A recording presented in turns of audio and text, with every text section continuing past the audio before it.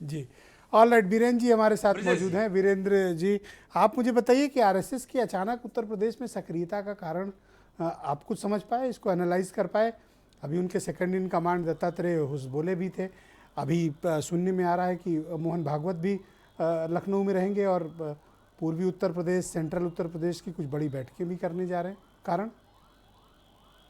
देखिए, आरएसएस इस बात को जानता है कि उत्तर प्रदेश में जो लोकसभा की लड़ाई है वो एकदम सीधी है। यहाँ पर अभी जो विधानसभा की स्थिति है उसको देखते हुए कहा जा सकता है कि भाजपा और समाजवादी पार्टी दो के पास बड़ा वोट बैंक है और ये दोनों सीधे लड़ाई में रहेंगे।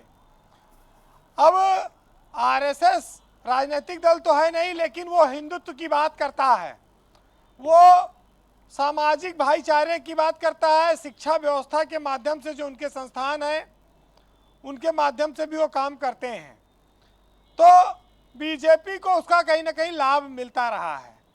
अब बात ये आती है कि बीजेपी इन दिनों थोड़ा मुसलमानों का वोट भी चाह रही है और वो पसमानदा की बात भी करती है, लेकिन दूसरी ओर हिंदुत्व भी उसके साथ है।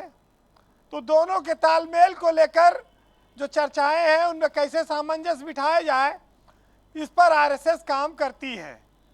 और आरएसएस के बड़े बड़े नेता इन दिनों लखनऊ में हैं और कल से 5 तारीख तक संघ के प्रमुख मोहन भागवत जी भी यहाँ पर रहेंगे और वो अयोध्या भी जा सकते हैं।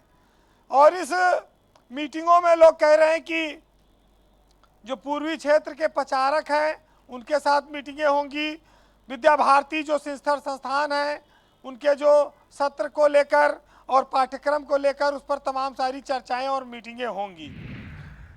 पूर्वी उत्तर प्रदेश के जो कार्यकारी की बैठक है उसमें मोहन भागवत जी शामिल होंगे। लेकिन ये सब बातों के अलावा 2024 का लोकसभा चुनाव सबसे अहम है। देखिए, संघ तो लोग बीजेपी कहते हैं कि बीजेपी की आत्मा है, वो राजनीतिक नहीं है लेकिन राष्ट्रवादी है और हिंदुत्व की जमीन तैयार करता है। बीजेपी उत्तर प्रदेश में 16 लोकसभा सीटों पर हार गई थी 2019 में। वो सीटें कैसे जीती जाए उस पर उनका संगठन तो काम कर ही रहा है, वहां पर संघ भी अपनी तरह से काम करता है। और आपको एहसास है इस बात का कि अमेठी और इटावा में बीजेपी जीती, जो एक कांग्रेस और एक समाजवाद का गढ़ रहा है, वहाँ भी बीजेपी जीत चुकी है। तो ये जो मीटिंगें हैं ये उसी नज़रिए से देखी जानी चाहिए। हालांकि इन बैठकों में ये भी कहा जा रहा है कि हम दलित समाज के बीच अपनी सक्रियता बढ़ाएंगे, जो घुमंतू समाज है उनके बीच हम जाएंगे, उनको जोड़ेंगे, उनको हिंदुत्व से और राष्ट्रवाद से। लेकिन इन सब का फायदा, शाखाओं का प्रचार, न्याय पंचायत स्तर तक पहुंचना, ये सब चीजें एक तरह से बीजेपी को लाभ पहुंचाती हैं। ये बात सच है कि देश में जब कोई राष्ट्रीय पार्टी लंबे समय तक शासन करती है तो वो कोई अकेले दम पर नहीं करती सत्ता में। सत्ता पाने के लिए तमाम सारे उसके अनुसांगिक संगठन भी होते हैं जो काम करते हैं। और बीजेपी के लिए जो संघ है वो तो मात्र संगठन है, वो सबका उदय उससे होता है। तो ये बहुत महत्वपूर्ण हो जाता है कि बिना कैडर के आप लंबे समय तक सियासत में नहीं टिक सकते। और बीजेपी आज टिकी है तो उसके पीछे संघ है और उसके पीछे संघ की रचनात्मक कार्यशैली है और जो वो लगातार हिंदुत्व के लिए काम करते हैं। वैसे एक चीज बता दें आपको कि संघ इस नब्ज को पहचान चुका है कि कर्नाटक हारने के बाद देश में बहुत अच्छा माहौल नहीं है।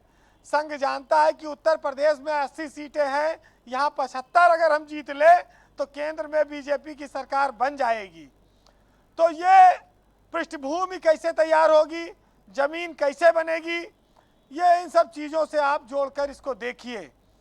इनकार चाहे जो हो और जो भी बातें की जाएं, लेकिन सियासत में ये बात साफ है कि राष्ट्रीय स्वयंसेवक संघ हिंदुत्ववादी संगठन है और बीजेपी उसको अपना आदर्श मानती है। ब्रजेश जी, इस देश में तमाम सारी बातें आती हैं, लेकिन निर्भर यह करता है कि कौन किस चीज को किस नजरिए से देखता है। हिंदू वर्सेस मुस्लिम जब जाति और धर्म के आधार पर चुनाव हो रहे हो तो वहां पर ऐसे रचनात्मक संगठन का मूल्य बहुत ज्यादा हो जाता है।